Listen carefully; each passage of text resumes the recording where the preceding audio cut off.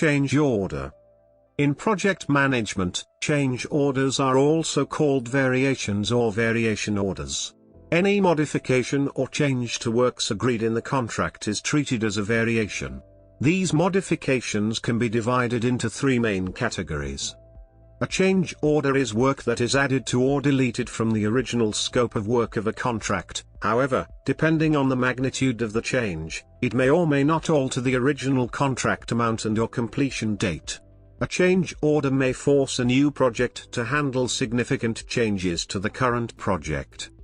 Change orders are common to most projects, and very common with large projects. After the original scope, or contract, is formed, complete with the total price to be paid and the specific work to be completed, a client may decide that the original plans do not best represent his or her definition for the finished project. Accordingly, the client will suggest an alternate approach. Common causes for change orders to be created are: a project manager then typically generates a change order that describes the new work to be done, or not done in some cases, and the price to be paid for this new work. Once this change order is submitted and approved, it generally serves to alter the original contract such that the change order now becomes part of the contract.